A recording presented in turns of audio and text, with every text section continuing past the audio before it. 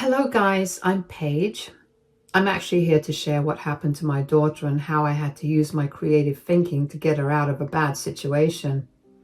My daughter Tina is my only child. I raised her as a single mother since her father died when she was quite young. I would say that she's my best friend and she's definitely the best daughter ever.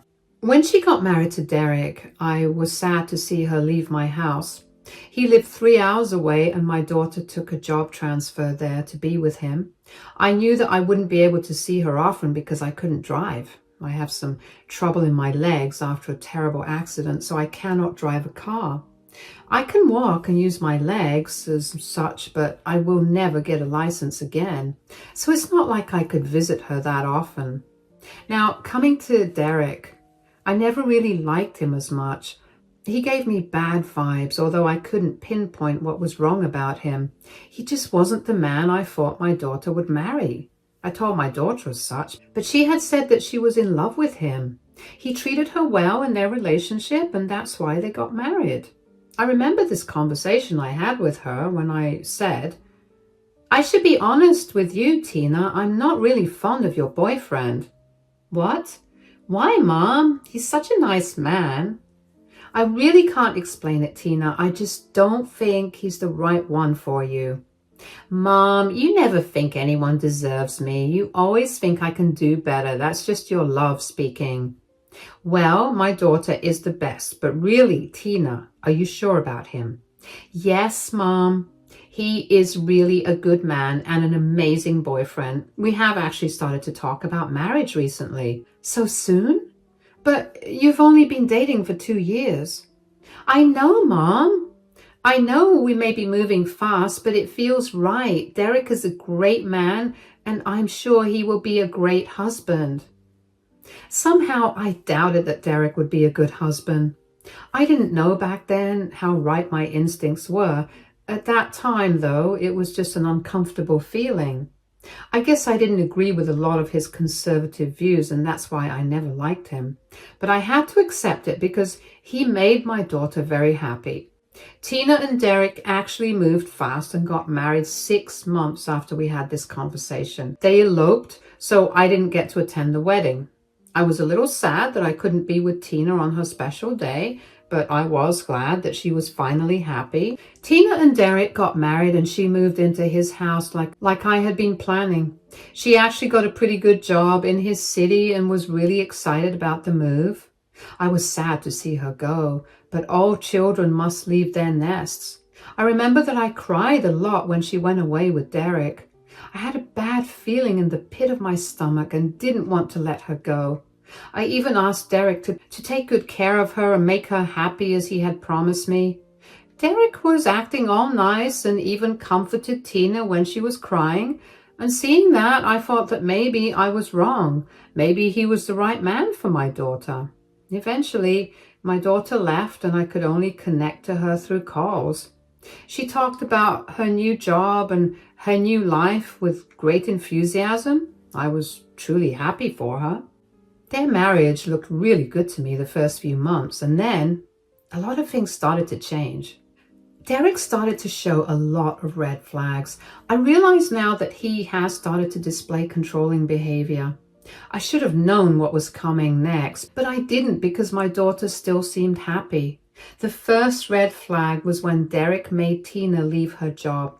She called me up one day and said, "I have some news to share, Mom." "What is it, Tina? You sound really excited."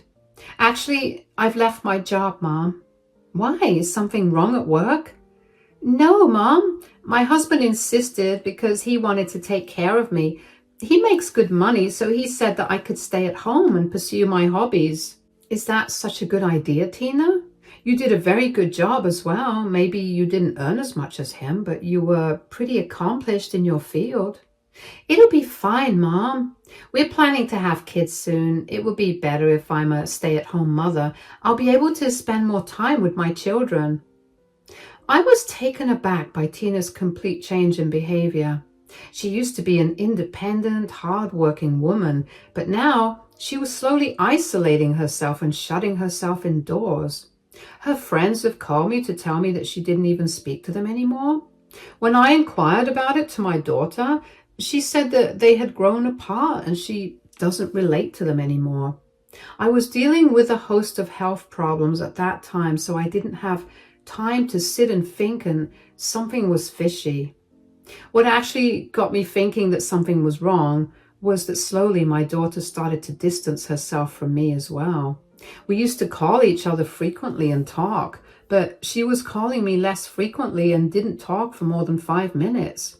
Her behavior was odd, and asking her about it didn't help.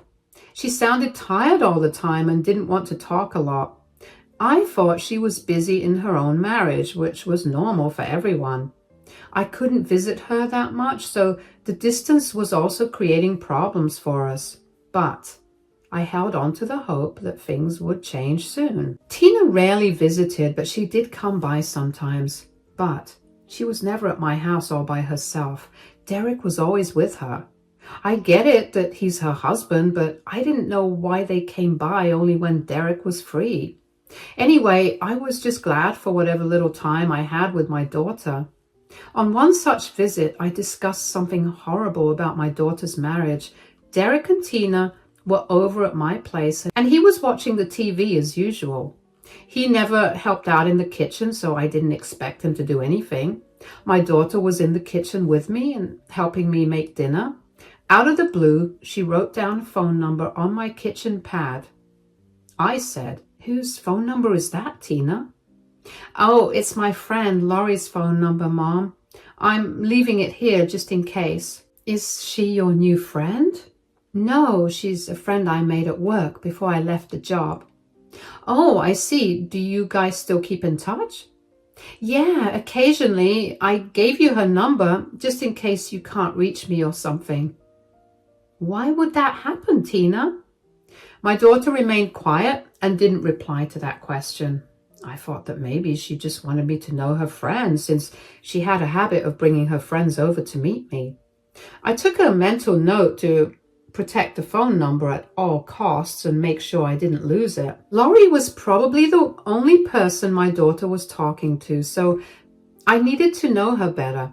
I also made a mental note about visiting Laurie when I'm able to find someone to drive me over to her house. On the same day, I made a shocking discovery.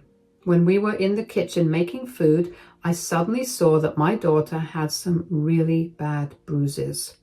They were on her arms, neck, and were visible because she rolled her sleeves and put up her hair to help me cut the vegetables. I was shocked to see those bruises on her because they didn't look like normal bruises we get.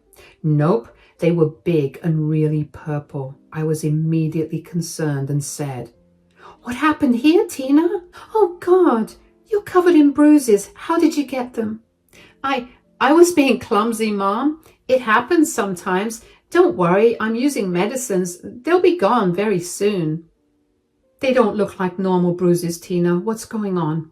"Nothing's going on, Mom. Maybe it's because I'm very pale." "I don't know, Tina. I'm telling you, Mom, there's nothing to worry about. I'm using an ointment. It's not a problem." "I don't think that's enough, Tina. You need to see a doctor for your bruises. Tina, they look pretty bad." "Mom, What bruises are we talking about?" My daughter looked really scared and started to say something. I was confused by her reaction, but knew that something had to be seriously wrong. She stuttered a little and was about to tell me something more about the bruises, but she couldn't finish whatever she was going to say. Suddenly, Derek came stomping into the kitchen and talked to Tina in a hard tone. Immediately, I could see my daughter tense and she started to shake a little. But she shut her mouth and didn't complete her sentence. Derek had a really cold exposure on his face and held my daughter from around the waist. My daughter refused to look at me or Derek. It was like she had retreated into a shell and didn't want to be seen. She nervously said, Mom has been asking about the bruises I have." "Oh, that's what we're talking about? You should know how clumsy your daughter is, Paige." "Still, I think she should see a doctor. Those bruises could be signs of some underlying disease. They look bad and it's worrying me."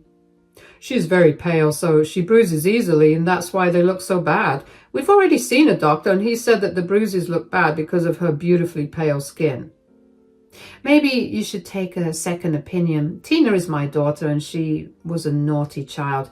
I've seen plenty of bruises on her before. This is way worse than anything like that.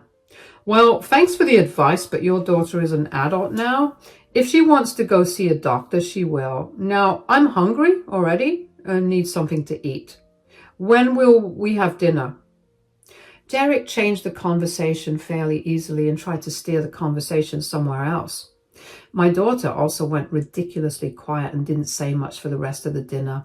Derek was actually very chatty, but I noticed that he kept giving Tina some really creepy looks. He refused to leave her alone and didn't even let us have another talk alone. As soon as dinner was done, he hurried her into his car and then drove away without saying a proper goodbye. From that day, I felt that something was horribly wrong with my daughter. Days passed and then months. My daughter talked to me over the phone but never visited me again. I tried to invite her multiple times, but she had one excuse or the other every time. She was constantly canceling plans and rejected any of my offers to meet for dinner. I point blank asked her if she was hiding something. I said, "Tell me the truth, Tina. Are you hiding something from me?" No, Mom. Why would you think that? You know what those bruises look like, right? Do I have to say more? We already talked about this, Mom. You're overreacting. I'm fine. Don't lie to your mother, Tina. I know you very well. You have been acting really odd ever since you moved away. I'm worried about you, dear. How many times do I have to tell you that I'm fine? Tell me the truth, Paige. Is Derek the reason you have so many bruises? What? No, it's nothing like that, Mom. You don't sound very confident. If there's anything going on, please tell me, Tina. My daughter stammered, but said that she was fine and I was just worrying unnecessarily. She shut down any conversation that I tried to make about her bruises, and that's what got me thinking that maybe these bruises were not from some small accidents in her house. When the realization dawned on me that my daughter might be in a physically abusive marriage, my blood went cold. I started to connect the dots and everything made sense. Derek's odd behavior, my daughter's attitude, and their sudden reluctance to visit us. I hadn't seen Tina or Derek after that dinner. It had been 3 months and they were still canceling plans. I immediately knew that there was a big possibility that Derek was abusing my daughter. I didn't know what to do and didn't think visiting them would be a good idea. I couldn't go to their house because it was 3 hours away. Plus, they may not let me in. Besides, with my poor legs, I had trouble going anywhere. I didn't have enough evidence to be sure that Derek was beating my daughter, so I decided to try and dig deeper for clues. I did what I could at that time and called my daughter's friend Laurie to have a chat at my house. She instantly agreed to meet me and got my address. The friend made the 3-hour drive to come and see me at my house, and she sat down with me and said, "I'm glad you reached out, Paige. You have no idea how hard I tried to contact you. How did you get my number?" "My daughter gave it to me for some reason when she came to visit last time. Thank God she left me something." "I didn't have your number or your house address, so I didn't know how to contact you. If I'd known, I would have come here sooner." "I'm going to ask you point blank, Laurie, is Derek abusing my daughter?"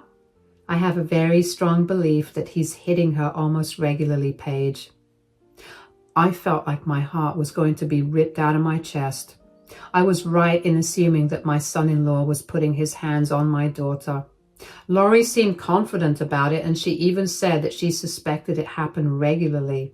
I immediately started to have tears in my eyes and said, "Oh God, I should have realized that when I saw those bruises on her." "You saw her bruises too.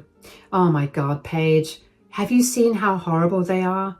Tina and Derek keep saying that she's just clumsy and bruises easily due to her pale skin." "That's what Derek told me, Laurie.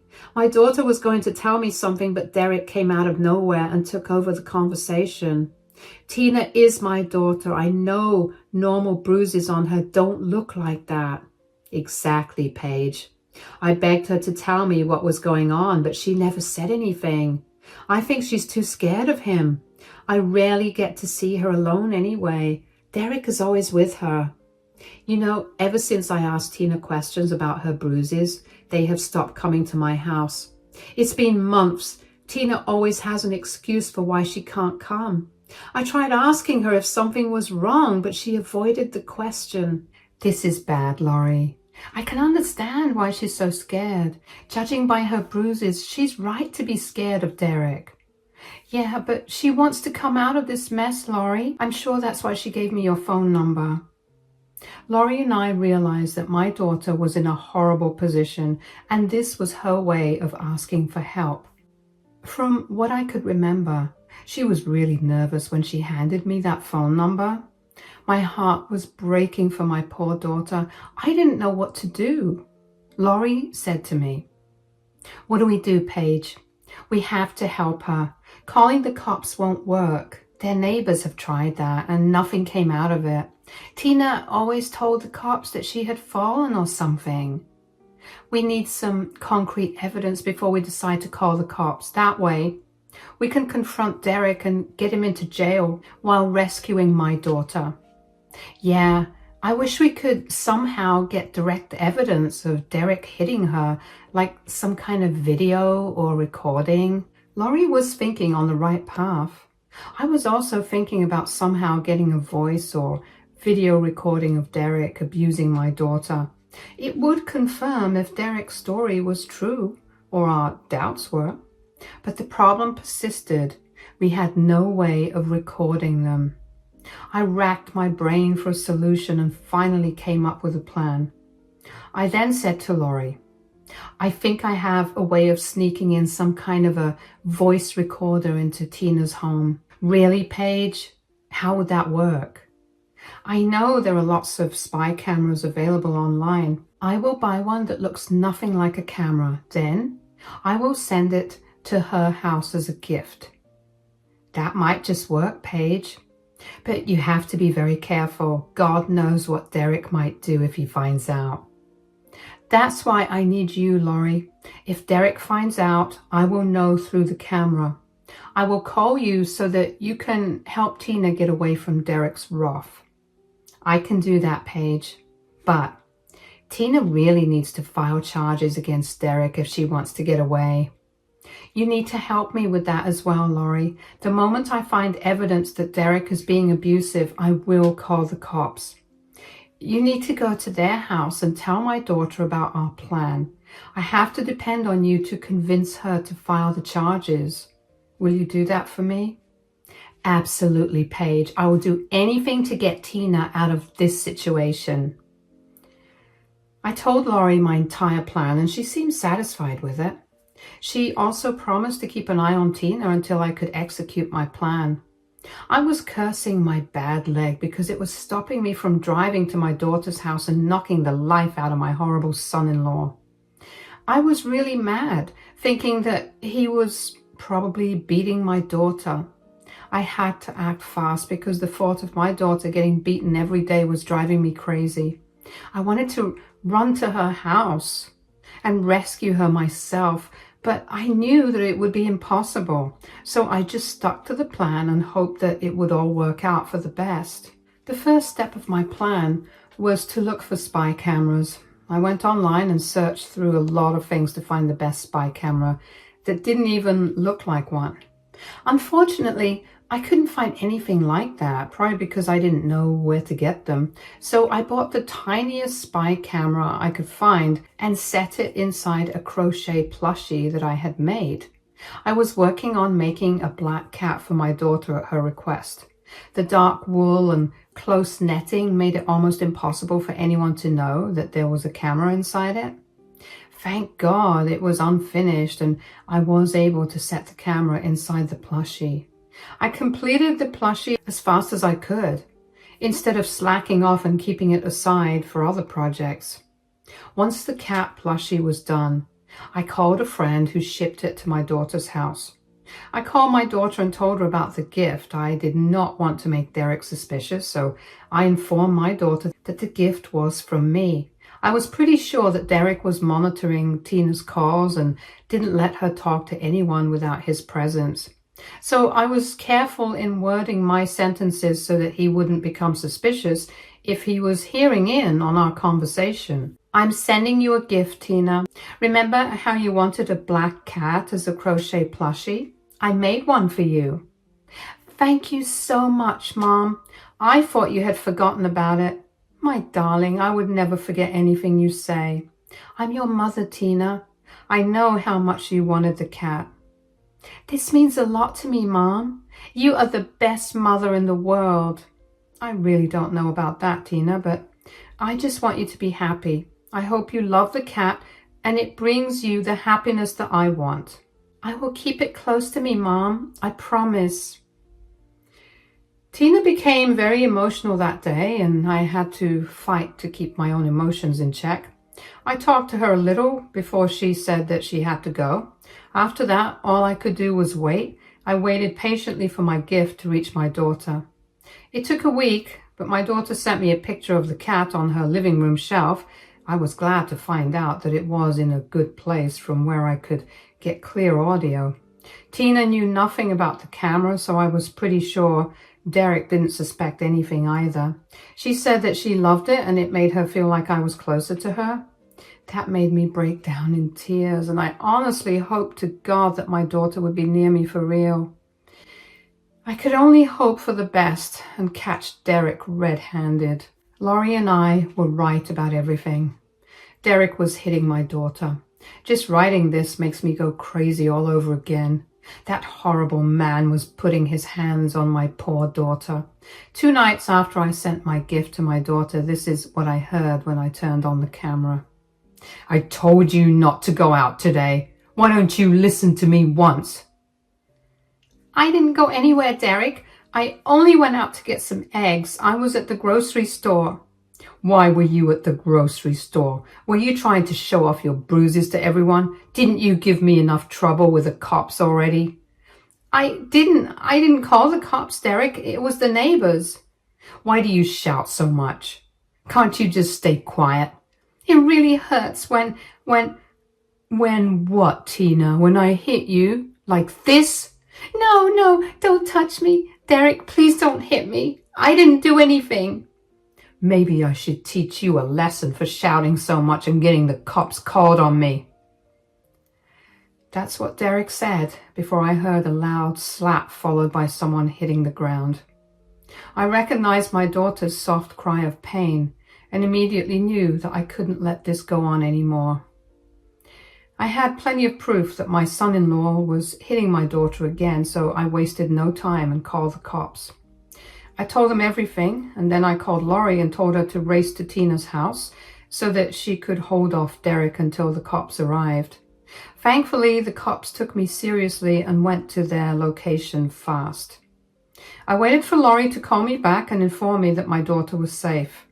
I had sent her to convince my daughter that she had enough proof to get Derek arrested and rescue herself. Having a friend would make things easier for Tina to tell the cops the truth. Laurie agreed to do this part and convince my poor daughter. She went to Tina's place and called me when the cops were there. She had successfully convinced Tina to talk to the cops and tell them the truth about Derek. She had a lot of bruises this time too. The cops took her statement and immediately arrested Derek. After he was taken away, Laurie handed her phone to my daughter. She was a crying mess and said, Mom, I'm safe. I'm safe now. I know, my dear, I know. You are my brave girl, Tina. Good job on telling the cops everything. I couldn't have done it without you, Mom. If you hadn't helped me and managed to gather proof, I wouldn't have had the courage to tell the cops everything. I'm here for you, Tina. You will never have to go through that nightmare again. I will bring you to me, and you will be far away from that monster. I'll come back home, Mom. I don't want to be here anymore. I want to be back with you. You will take me back, right? I don't want to be a burden to you, Mom. What are you talking about, my dear? You will never be a burden to me. Nothing would make me happier than having you here, Tina. Tina cried a lot while I comforted her over the phone.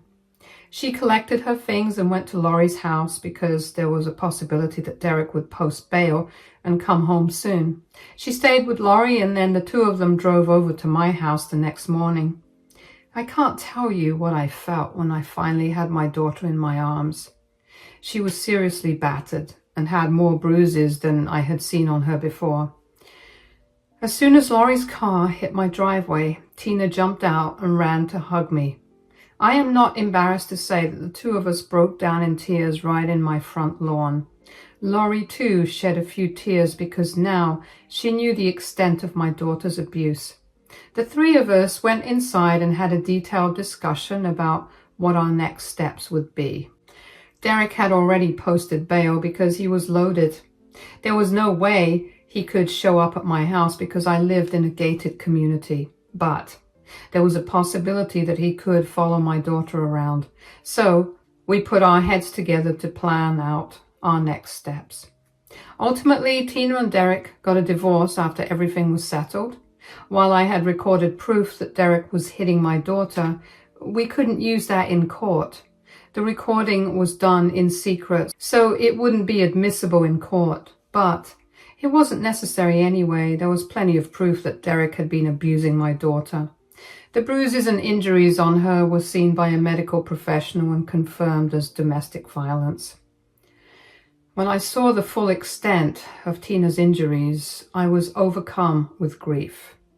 My daughter had indeed been through a lot, but her abuser wouldn't be spared because we were determined to get him punished. He was sent to prison for a year because he had several prior reports of domestic violence under his name. He also lost his job because of the police report. Overall, he was handed a pretty good sentence for his actions. Derek sued me for recording him secretly. I didn't care, but my daughter didn't want to see me go to court because of her. She made a deal with Derek's lawyer that he could cut some money off the divorce settlement as compensation. The divorce was a no-brainer. These things move fast when abuse is involved. At least that's what happened in my daughter's case. She got a pretty good settlement in the divorce, although there was no alimony because Derek lost his job. My daughter didn't care because she could always go back to work. She lives with me now, and I must say it is a pretty good thing. I'm really enjoying having her around.